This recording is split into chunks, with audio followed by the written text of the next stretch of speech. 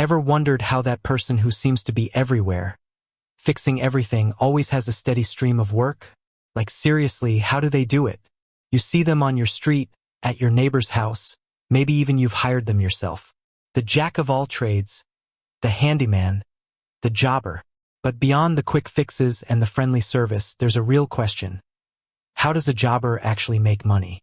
It's not as simple as showing up and charging a flat fee, is it? There's a whole ecosystem at play.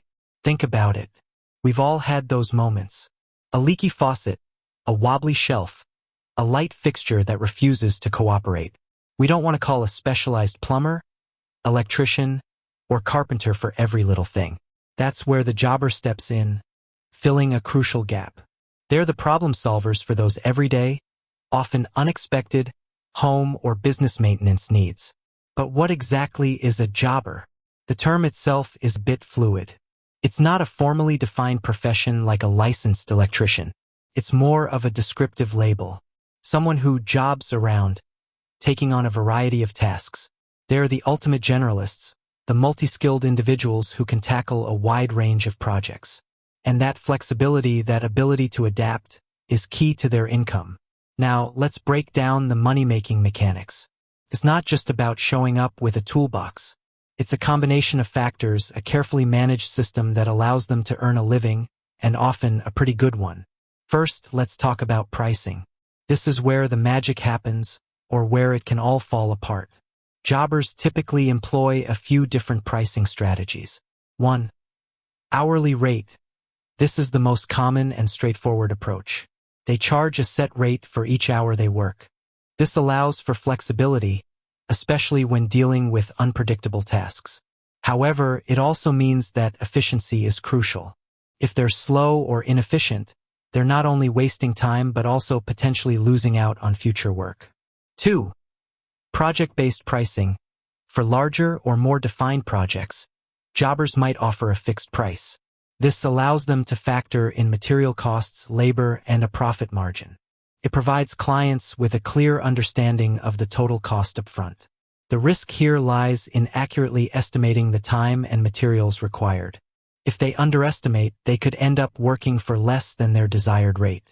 3. Combination pricing. Many jobbers use a hybrid approach. They might charge an hourly rate for the initial assessment or diagnostic work, and then switch to a project-based price for the actual repairs or installations. This allows them to cover their time while providing clients with a fixed price for the main task. But how do they determine these rates? It's not just pulling numbers out of thin air. They consider several factors: experience and skill level. A more experienced jobber with specialized skills can command a higher rate. Location. Rates vary depending on the cost of living in the area. Competition. They need to be competitive with other jobbers and service providers in their region. Overhead costs. This includes expenses like transportation, tools, insurance, and marketing. Profit margin. They need to factor in a profit margin to ensure their business is sustainable. Now, let's move beyond pricing and delve into the types of jobs they take on. The sheer variety is staggering. Home repairs and maintenance. This is the bread and butter of many jobbers. It includes tasks like fixing leaks, repairing drywall, painting, installing fixtures, and assembling furniture. Minor electrical work, replacing light switches, installing ceiling fans, and troubleshooting electrical problems. Plumbing repairs, fixing leaky faucets, unclogging drains, and replacing pipes. Carpentry, building shelves, repairing decks, and installing trim. Landscaping and yard work, mowing lawns, trimming hedges, and cleaning gutters. Assembly and installation, assembling furniture, installing appliances, and mounting TVs. Odd jobs, the catch-all category for anything that doesn't fit neatly into the other categories. The key here is diversification. By offering a wide range of services, they can appeal to a broader client base and ensure a consistent flow of work. But simply being skilled and having a toolbox isn't enough. They need to find clients. This is where marketing and networking come into play. Word-of-mouth referrals. This is the most powerful form of marketing. Satisfied clients are the best source of new business. Online platforms.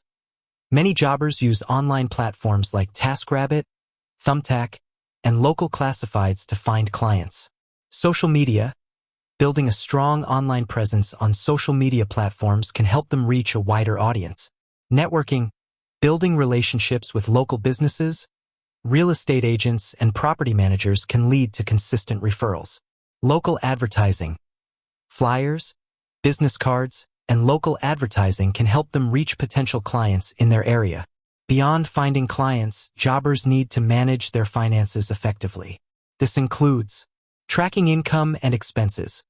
Keeping accurate records of all income and expenses is essential for managing cash flow and filing taxes. Budgeting. Creating a budget can help them control spending and ensure they have enough money to cover their expenses. Investing in tools and equipment. Investing in quality tools and equipment can improve efficiency and productivity. Managing time effectively. Time is money for jobbers. They need to be able to schedule appointments, manage their workload, and complete tasks efficiently. Customer service. Providing excellent customer service is crucial for building a loyal client base. This includes being punctual, professional, and responsive to client needs. And don't forget the importance of reputation. In the age of online reviews, a single negative review can have a significant impact on their business. Building a positive reputation for quality work and reliable service is essential for long-term success. Furthermore, a jobber is generally a solo operator or a very small business. This means they are responsible for all aspects of their business, from marketing and sales to accounting and customer service. They must be self-motivated, organized, and have a strong work ethic. The ability to adapt is a key element that is often overlooked. Every job is different, and jobbers must be able to think on their feet and find solutions to unexpected problems. They need to be resourceful and have a wide range of skills and knowledge. With that said, thanks for watching, and until next time.